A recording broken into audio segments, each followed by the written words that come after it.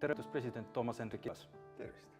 Õige pea saab tüüne jõulurahu, aga veel nii hetk on aega. Me kohtume niisuguses akadeemilises õhkkonnas Tallinna Ülikooli akadeemilises raamatukogus. Siin võiks tunda õppimise hõngusest. Mõnes mõttes on veel sessi aeg. Viimased õppimised, viimased katsed, läbikatsumine on see eksam.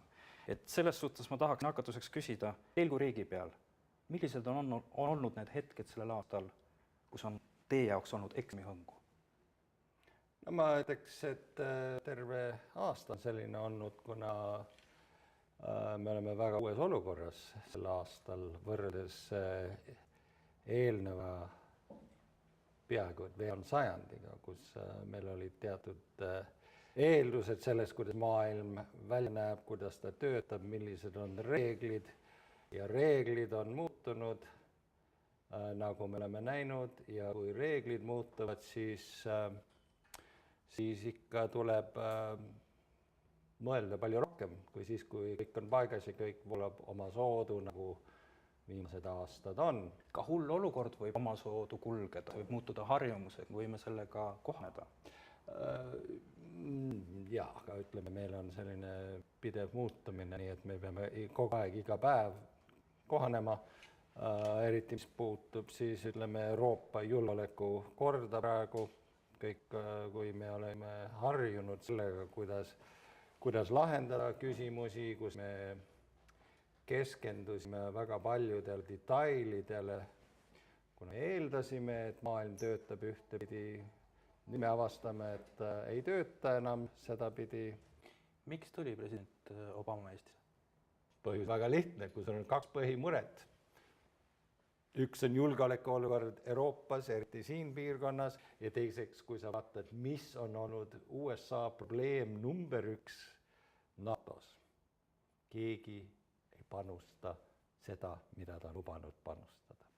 Ja siis on siin riik, kes ühelt poolt täidab esimene kriteerium täidetud ja teine pool on ainuke riik peale Suurbritannia, mida ta külastab niikuinii, kes täidab seda, mis on oodatud. Me oleme jälle, nagu saksalased ütlesid meie kohta Euroopa Liidu puhul, musterknaabe, musterõpilane. Ehk kirp on otsustanud käima hakata elevandiga?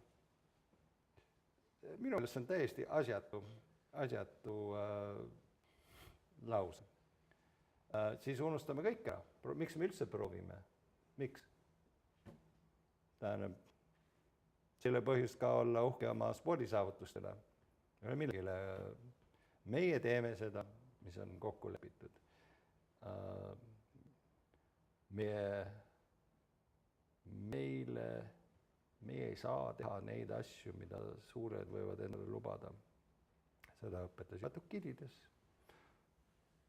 Võimsad või suured teevad, mida nad tahavad, ja väiksed või nõrgad teevad seda, mida nad peavad tegema. Meie lootus on jälgida kokkuleppeid, mis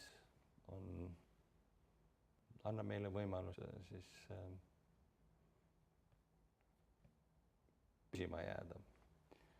Ja me näeme seda ka praegu, et ma ei tahaks, praegu on juba mõned riigid juba Euroopa Liidu sees, kes ei täida, on nagu väga raskes seisus. Ühelt poolt demokraatia osas, teisel poolt majanduslikult. No see kaitseküsimustes, on ütleme nii, et nad ei ole erisoosingus.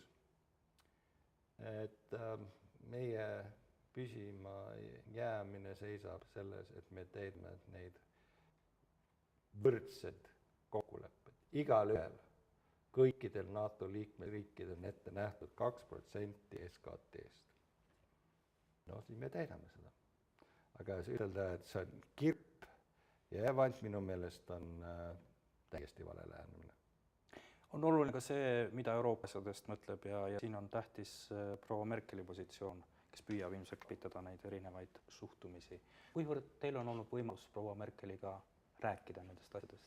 No minu põhiline kontakt selles on olnud president Kauk, kes on nagu see minu kolleeg. Kuigi viimase visiidi ajal, kui ma käisin tegelikult president Kauki juures, siis ma sain õhtus siis proua Merkeli julgeolekupoliitika nõunikuga päev enne seda asjad, kui ma tulin lennukist maha. No Saksamaa on ka on teinud läbi sel aastal suuri muutusi, sest nende lähenemine oli kogu aeg siiamaani, et mida tihedamad sidemed, seda suurem meie mõju, seda paremini saame siis nagu Venemaad tõmmata euroopalike väärtussüsteemi sisse ja käitumine muutub. Ja kui jälgida siis proua Merkeli avaldusi viimase 12 kuu jooksul, me näeme järk-järgult suuremat frustratsiooni, jäigemat liini. Nii et võib-olla mis on see oluline küsimus Saksamaa puhul, on kas on valmis võtma suuremat vastutust just välispoliitiliselt ja julgeolekupoliitiliselt. See on väga hell teema Saksamaal, aga siiamaani on Saksamaa olnud välis- ja julgeolekupoliitikas on mänginud palju väiksemat rolli kui näiteks majanduses, ometi on need kõik omavahel seotud. Aga tema majanduslik jõud, tema kui suurim riik Euroopa Liidus, inimeste poolest, siis loomulikult kergib küsimus, et kas Saksamaa ei võtaks suuremat rolli. Järgult ka ta liigub selles suunas. Vaatame. President Kaugile oli üks väga oluline, võib-olla viimase aasta olulisemaid kõnesid Saksa presidendilt just selle aasta jaanuari lõpus, veebruari alguses Müncheni julgeolekufoorumil, kus ta kutsus, see oli sisepoliitiline kõne, teemad on kõik rahvusvahelised, välis- ja julgeolekupoliitilised, kus ta siis ütles, et Saksamaa peab suuremat vastutust võtma maailma ja ümbruskonna eest, et need ajad on möödas, kus siis öeldakse, et meil oli nii halb ajalugu, et me ei saa siin midagi teha. Vaatame. Praegu Euroopa mandril käib sõda, ei käi Euroopa Liidu sees ja ma siin võib olla suhteliselt kindel, et seda Euroopa Liidu liikmesriikide vahel ei tule. Küll aga kohe meie naabruskonnas toimub praegu sõda ja võib-olla Euroopa ei ole piisavalt palju ise õppinud, kui lähedal on Ukraina, mis piirneb siis 4 Euroopa Liidu liikmesriigiga, et see ei ole meile tühine küsimus. See on see suur muutus, ütleme, kui võrrelda läinud aasta intervjuu ajaga, siis oli juba tunda, seal hakkasid olema demonstratsioonid Euromaidanil, aga need polnud veel läinud vägivaldseks. Lihtsalt olid protestid, aga proteste on kõik oli nüüd, kui me vaatame, kus me olime täpselt aasta tagasi, kus olid veel rahumeelsed protestid Kiievis ja kus me oleme tänapäeval, siis ma arvan, et see on suurim muutus, mis on toimunud Euroopa julgeolekuarhitektuuris või üldiselt julgeolekus meie iseseisvuse või taastatud iseseisvuse ajal. Te olete Ukrainat näinud, te olete seal käinud. Miks ukrainlased ei kasutanud seda võimalust? Neil oli oranž revolutsioon, nad oleks võinud sealt edasi minna. Miks nad seda ei teinud? Ma ütlen, see oli laiem küsimus. Pigem võiks, kui vaadata seda suurt ja laia diapasoon riikides, kes väljusid totalitarismist, kommunismist, siis pigem on küsimus, miks Eesti on kõige väiksema postkommunistlike, kõige väiksem korruptsiooniga postkommunistlikes riikides. Vaata, et kus asub Ukraina, kus asub Eesti. Eesti on juba Euroopa Liidu liikmesriikide seas üleval pool paremate hulgas. Ukraina on rohkem korrumpeerunud kui Venemaa ja 20 punkti võrra umbes. Küsimus on, miks need teised riigid ei teinud, mida Eesti tegi. Mitte, ma ei tea, miks nad ei teinud või kuidas on, et Eesti läks nii, nagu ta läks. Selge on see, et 2004-2005 aasta jooksul lepiti sellega, et nüüd me saime valimisi korraldada uuesti, aga siis president ega valitsus seal ei tegenud eriti reformimisega. Me võime Fukuyamast tõukudes ju öelda, et mõnes mõttes on see aasta olnud ka eksam selle liberaalse demokraatia läbikatsumise suhtes. absoluutselt. Esiteks, kui ütelda liberaaldemokraatia, siis tuleb täpsustada vähemalt 3 põhisammast. On vabad valimised, teised on siis õigusriik, toimiv kohtusüsteem, lõpuks siis inimõiguste respekteerimine. Ja need on need üldiselt 3 sammast, mille järgi siis vaadatakse. Inimõiguste hulgas põhiliselt vabadused, pressivabadus, sõnavabadus, usuvabadus, kogunemisvabadus ja nii edasi. Siis me näeme, et isegi mõne Euroopa Liidu liikmesriigi juures on olnud ka tagasikäike ja see on ka muret tekitav, kui mõne riigi kõrge poliitik hakkab rääkima, et võib-olla selline autoritaarne mudel on parem meie riigi jaoks. Aga see on ju vabaduse paradoks, et on vabadus ka mitte austada inimõigusi, on vabadus olla rumal, vabadus olla ilmukas. Üldiselt vabadused peaksid kehtima samamoodi igale ühele, et autoritaarses süsteemis on nagu on Orwelli Loomafarmis, mõned on siis võrdsemad kui teised. Ja teine osa sellest on, et kui me vaatame selle aasta Euroopa Parlamendi valimisi, siis samuti olid üsnagi edukad ja mitmes riigis erakonnad, kelle suhtumine just liberaalsesse demokraatiasse on ikka hoopis midagi muud kui see, millega oleme harjunud ja mis olid, me oleme kõik üldiselt rääkinud, oli teise maailmasõja õppetund. Nii et siin me õpime iga päev. Kuivõrd võib see olla takistuseks, ma mõtlen see erinev käsitlus liberaalsetest põhimõtetest, me näeme seda ka Euroopas, seda niisugust teatud erinevuste skaalat, kuivõrd see võib saada ühel hetkel takistuseks meie ühise, ütleme mis ausalt, ühise Euroopa asja ajamisel? Me ju näeme seda. Me nägime, et Prantsusmaal on üks suurimaid jõude Front National, kes ütleb, et Prantsusmaa peab astuma välja NATO-st, kes ütleb, et tuleb tunnistada Krimmi kuulumist Vene territooriumile, tuleb lõpetada ära jutt vähemuste austamisest ja sallivusest. Ja kui me näeme selliseid tendentse, see on, kui me näeme veel ekstreemsemaid erakondi, näiteks Ungaris on selline erakond nagu Jobbik, mis ise mängib poolnatslike sümboolikaga, teiselt poolt meil on siis Kreeka sellised väga äärmusvasakpoolsed erakonnad. Kõigil on kasvav võim nendes ühiskondades, nii et see on jah.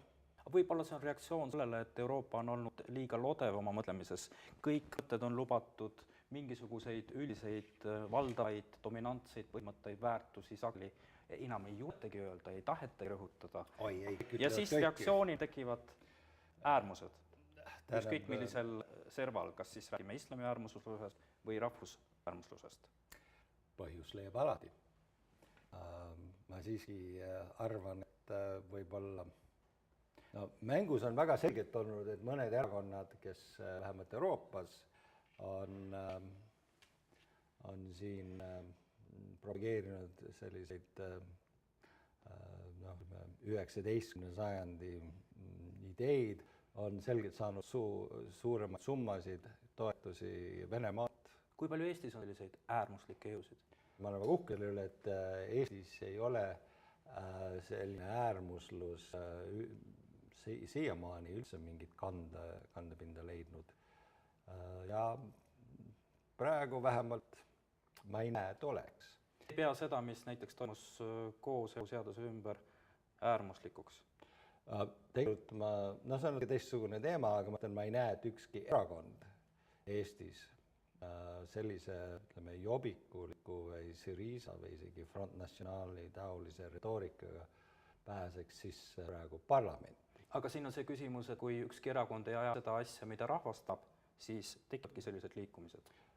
Ma ei tea, kas minu küsimus on, arvestades praegust olukorda, arvestades meie suurust, kas on väga tark, eriti arvestades ka meie ajalugu väike rahvana, hakata riigi sees sallimatust, eristamist, ühe grupi põlastamisega pihta hakata. Kas see on tõesti väga mõistlik?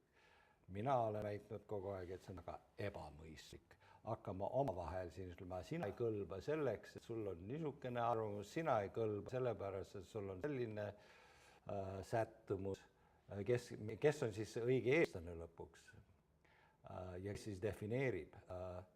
Minu meelest Eesti edu on olnud selles, et me oleme suhteliselt sallivad ja meie ellujäämine sõltubki sellest, et me oleme leplikud inimeste suhtes, kes erinevad meist endist. Kui me ei tee seda, siis me tõepoolest avastame, et Eestis on väga vähe õigeid eestlasi nii-öelda juttmärkides. Selle õige eestlusega seondub ka mõttekäik okupatsioonist, okupantidest, sisserändajatest ja nii edasi. Nägime seda, kuidas see toon kõlab Eesti poliitikas, oli ju nii? Ja ma olin väga ärritatud mäletatavasti selle üle, et selline toon on tulnud Eesti diskursusesse nii-öelda toodud. Ma mõtlen, see on ainult kahjulik, kui me hakkame siin tõrjuma ühte, tõrjuma teist, ütleme, et sul ei ole õigust midagi öelda, sest sul on selline taust. Laiemalt selles euroopalikus traditsioonis, kuhu me tahtsime tulla kõik need aastad, kus me nüüd leiame end, see tuleneb 300 aasta vanusest intellektuaalsest, eetilisest traditsioonist, kus üldiselt ei kohelda inimesi selle järgi, kust nad on pärit või üldse kaasündinud nähtustega, olgu see, mis rahvus on, kas see on sündinud eestlasena või venelasena või hoopis armeenlasena, kus sugu ei loe, sa oled võrdne, oled sa mees või naine ja mis on sinu, keda sa armastad, need on kõik kaassündinud nähtud, need ei tule arvesse, kui hinnata inimest. Inimene võib olla hea, inimene võib olla halb, ta võib olla igasugused asju, ebaaus, ta võib olla kriminaal, aga need ei ole kaassündinud nähtused. Selle puhul, selle üle võib arvustada inimest. Aga see, et sa oled keegi sellepärast, su isa või ema on mingi asi, me mäletame, kui õudne oli see, kuidas koheldi lapsi NSV Liidus tänu sellele, et nad olid kellegi lapsed ja see keegi ei olnud siis režiimi silmis aktsepteeritud inimene. Kardetavasti ikkagi peab midagi olema, mille järgi öelda, kes sobib Eestile, kes mitte. Ma mõtlen neid, kes elavad siin Eestis ja kes ei pea Eestit enda omaks. Kelle puhul on kasutatud ka mõisted julgeolekuriik? No, ütleme nii, et nendel inimestel, nad ise on valinud nüüd, kui me meelde oleme peaaegu veerand sajandit vaba, siis nad on ise valinud siin elada. Nii et ja igas ühiskonnas on need olemas, kes tahavad seda ühiskonda õõnestada. Me ei erine ühest teisest riigist selles mõttes. Ja see on väljakutse, kuidas garanteerid julgeolekut demokraatlikus riigis. Me näeme, mis juhtub mittedemokraatlikus riigis. Suletakse organisatsioone, pistetakse vangi, leebemad vormid, mida me näeme mõnes teises riigis, on siis tapetakse, lõigatakse pea otsast ära, sest keegi usub midagi teistmoodi.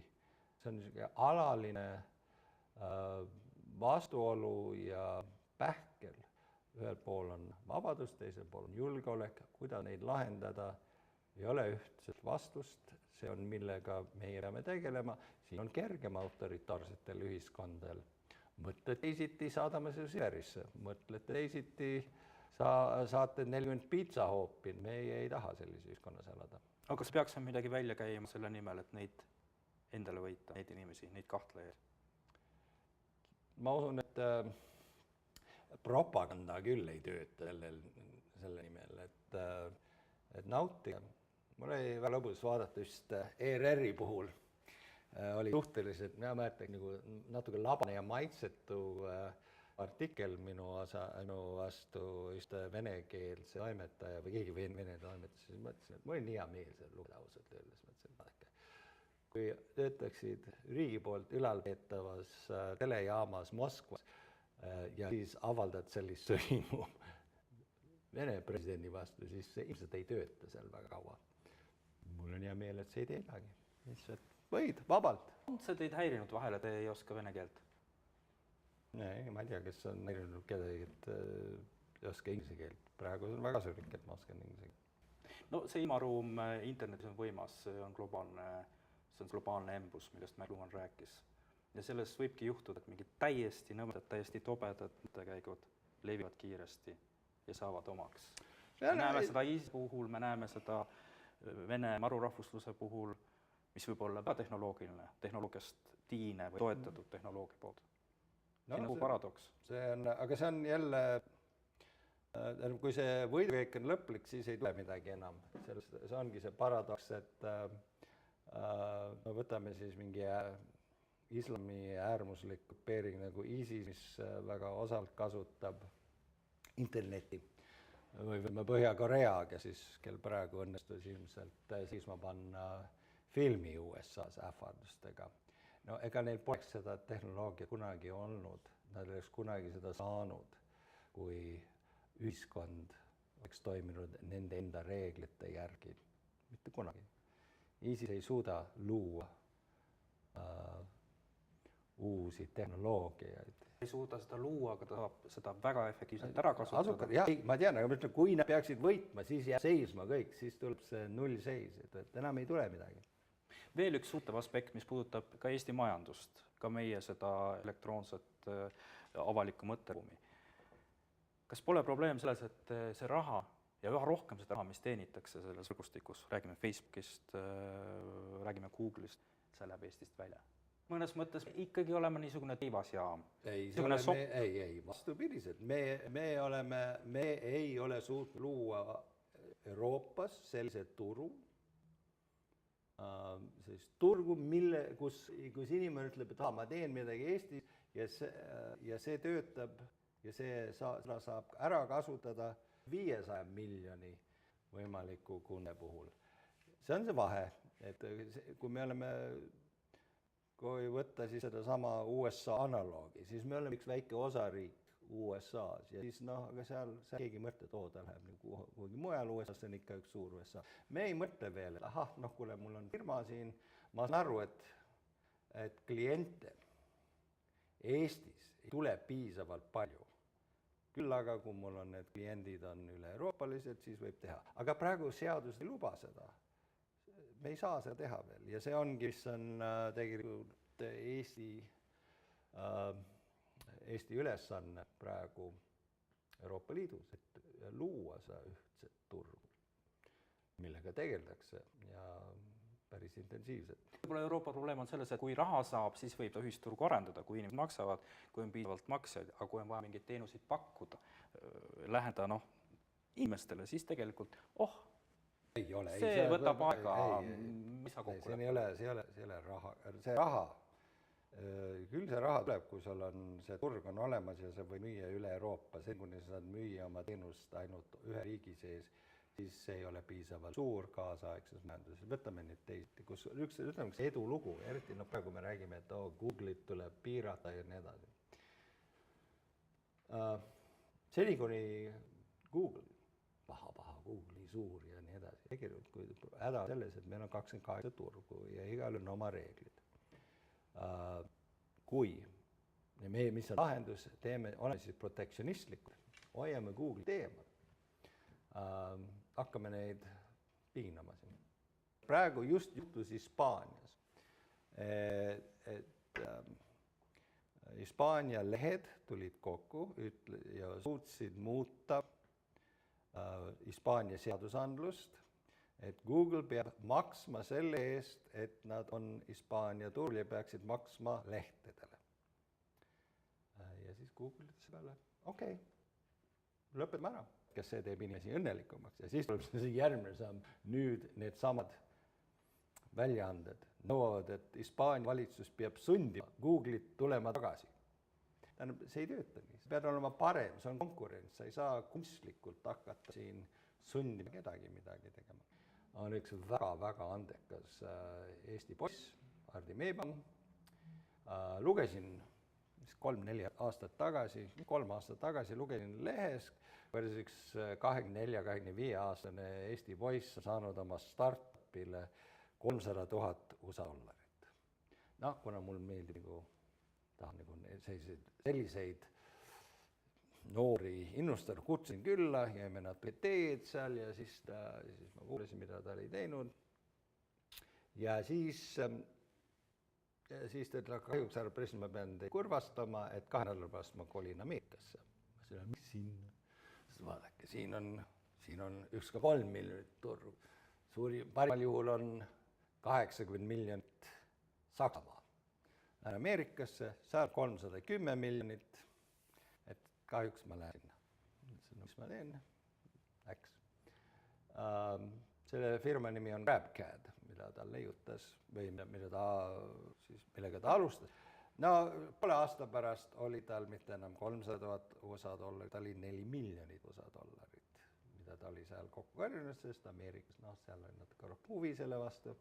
Ja nüüd me lugesime 2 kuud tagasi, kuidas ta müüs selle maha 100 miljoni USA dollari eest. Härra Ansip sai ikka sarjata, kui ta siin Eestis oli pikalt peaminister, ka seoses digituruga seonduva arenguga. Nüüd on Euroopas ja tegelikult kureeribki seda valdkonda. Kuivõrd on see sobilik otsus Euroopa Komisjoni poolt? Just Ansipit seal näha. No see otsuse komisjoni poolt, see on härra Juncker, kes siis valib oma kabineti vastavalt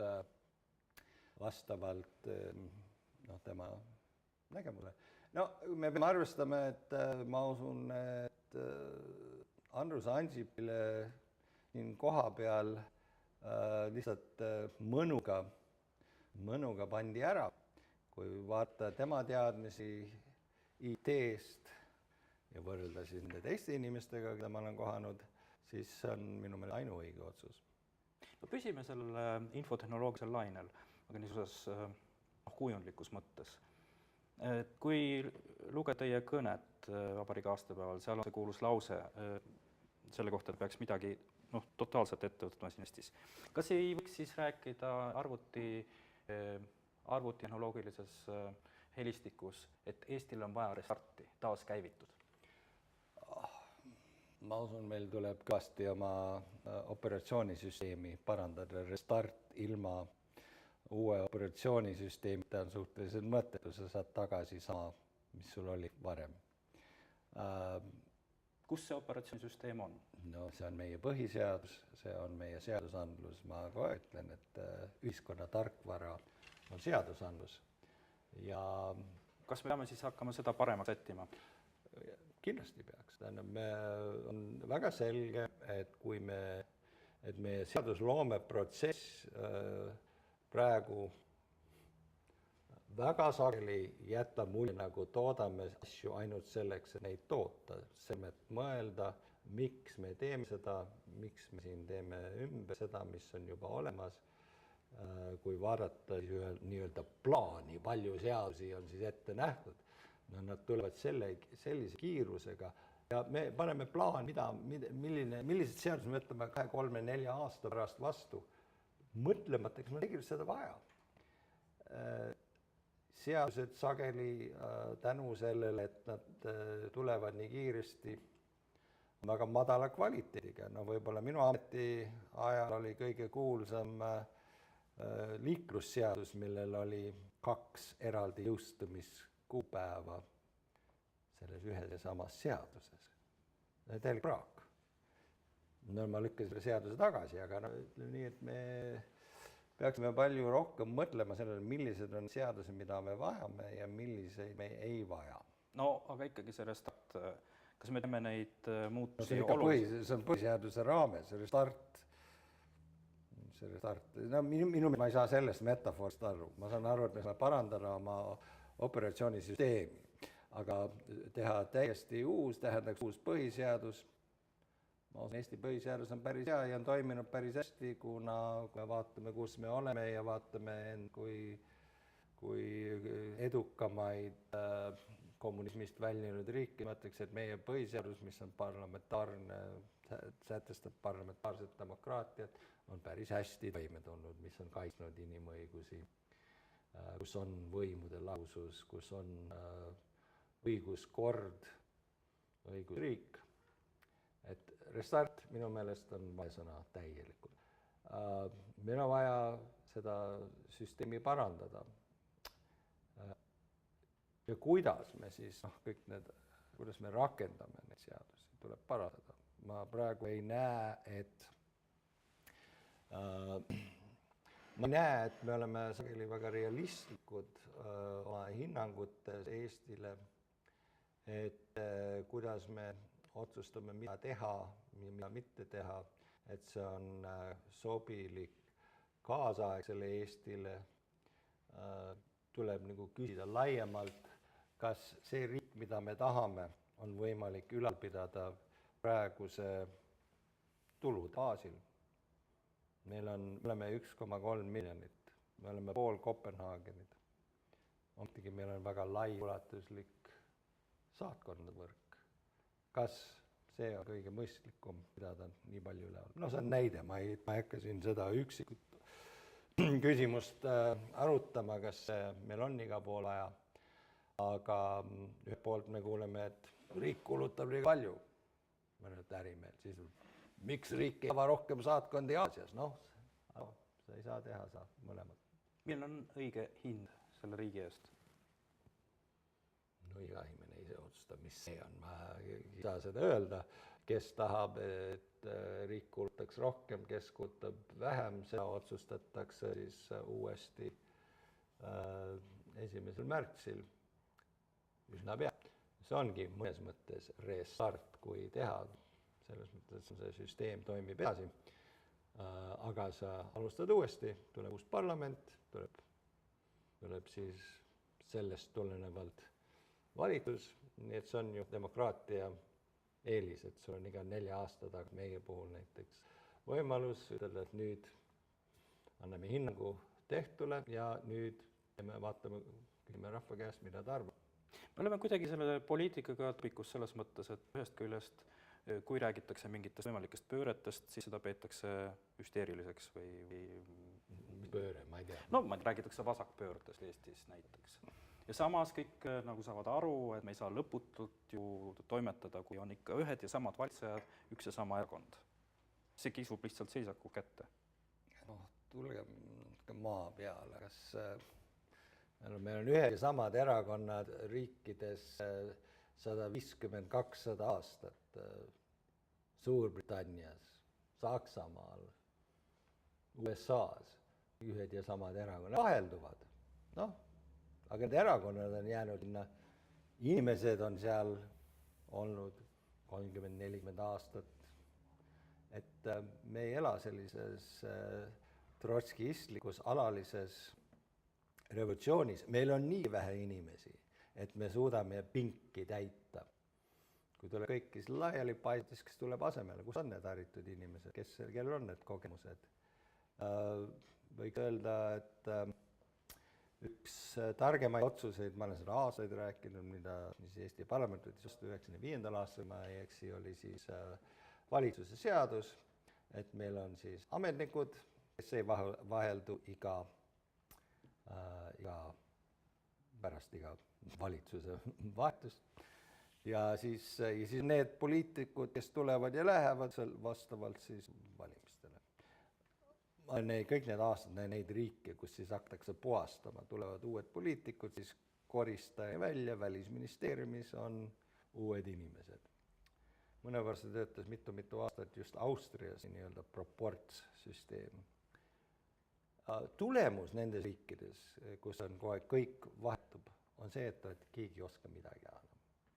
Kõik alustavad nullist, kõik tagasi aastal 1991 iga kord et selline lähenemine, mis on, ütleme, noh, mida nimetatakse Westminsteri süsteemiks, mis on siis brittide süsteem, on näidanud, ta töötab. Nüüd loomulikult rahvas otsustab valimiste ajal, et noh, meil on sellest erakonnast kõrini, meil on nendest inimestest kõrini, me tahaksime hoopis teist. Ja see juhtub. Ja siin ei ole midagi imelikku. Aga ka see on pööre. Ei, ma ei ole pööre. See on normaalne demokraatia. Aga kui rahvas otsustab, et meil meeldib, no siis see läheb edasi ja siis ütled, et see on stagnatsioon, kuna rahvas teist korda või samu inimesi ja see on vale. Aga mis siiski on, kui teid nii-öelda tanki pannakse, öeldakse, et noh, vaat see minister, selle peate võtma, teil ei ole tegelikult presidendina võimalust. Vähemasti te ei ole sellel aastal seda teinud. Ei, no põhiseadus ei ole võimalik ministrid ükshaaval vetostada, seda juba tegi läbi Lennart Meri aastal 1993, kui ta vetostas 2 ministrit ja tulemus oli, et kaotas Riigikohtus. Et tuleb võtta valitsust tervikuna, küsimus on, kas president kirjutab alla või mitte. Aga üksikud ministrid vetostada ei ole Eesti põhiseaduse järgi võimalik ja seda on kinnitanud taas Riigikohus aastal 1993. Mis olid need niisugused eksamiga sarnavad hetked sellel aastal sisepoliitikas? Kas olid mõned seadused, mõned määramised, kus teil oli päris keeruline? Sisepoliitiliselt ma ütleksin, et noh, eksamid ei olnud ma eriti palju. Küll aga ma ütleks, et mind häiris kõige rohkem see vikamine ja see, nagu see tekkis just kooseluseaduse ümber. Et no niisugust raevu ja viha, see tekitas mulle tuska, et noh, sellistes küsimustes köötakse inimesi nii üles. Nii et sisepoliitiliselt ei ole eriti võrreld sellega, mida me näeme. Ja seda, mida me näeme Donetskis, Luhanskis, Krimmi annekteerimisega, need asjad on nagu eksistentsiaalse ohu iseloomuga. See, mis meil juhtub siin, on niisugused, noh, ütleme juba küpse demokraatia omavahelised nääklemised võrreldes sellega, mis toimub praegu, mida me näeme, kui me loeme neid jubedusi, mis seal toimub Donetskis ja nii edasi. Ja samamoodi, kui me vaatame julgeoleku olukorda siin Läänemerel, kus on pretsedenditult igasuguseid lendu ja mis on nüüd, noh, millega nüüd tegeldakse päris tõsiselt, sest ei ole ainult Eesti, Läti, Leedu, kes on selle poolt või sellest mõjutatud, kui on juba mitu õnneks välditud, aga noh, samal kursil olnud lennukid, võimalikud kokkupõrged, no julgeoleku olukord on täielikult muutunud meie piirkonnas. Noh, võrreldes sellega siis, mis lahes. See vestlus on ülimalt päev, see on samas ka eksam minu jaoks. See on raske intervjuu. Miks raske? No, kas mõttes, see juhtub, et sa saad riigi peal intervjueerida.